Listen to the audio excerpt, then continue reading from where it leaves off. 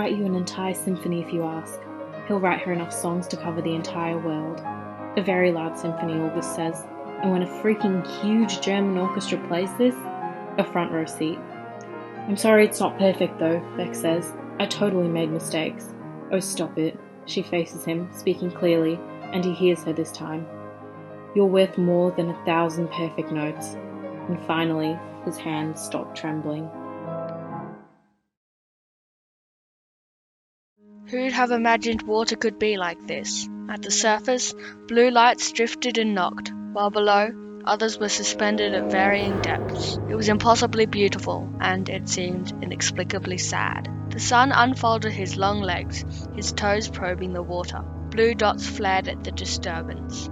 When he circled his calves, the light spun like children playing. Are they signs from God? I asked. I don't know. Are they plants or meat? They are what they are.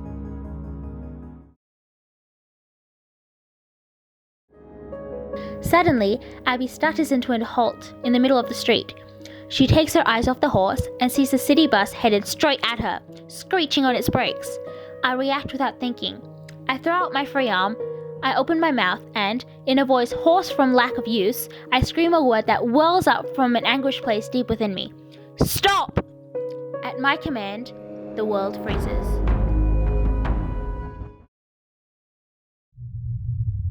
They could survive down there for weeks, waiting, but nobody will come. I'm so tired, but I can't switch off my brain. I can't stop feeling guilty. I thought Dad was paranoid. I went along with it all because I know how much he loved us, but I never really believed it. It's entirely possible that EMP has knocked out the power for the whole country, or even the Asia-Pacific region. It could even go further than that. It could be everywhere. If we'd stayed in the city, I probably wouldn't have made it.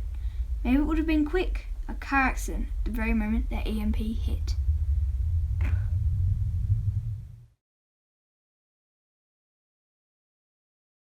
Beside me, Liz Newcomb gets to her feet. Me too, she says. I'm also Amelia Westlake.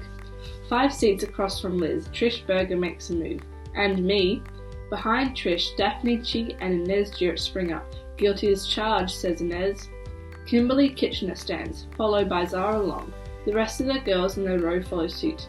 Beth and Millie gaze around in confusion and then slowly get to their feet.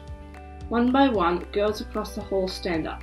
Palmer Crichton, Nikita Wallace, Eileen Sarmiento, Prisha Kamala, Anna Yamlin, Lorna Gallagher, Janine Richter, Ruby Lasco. I watch my classmates rise until everyone has risen. It is like some bizarre standing ovation without the clapping.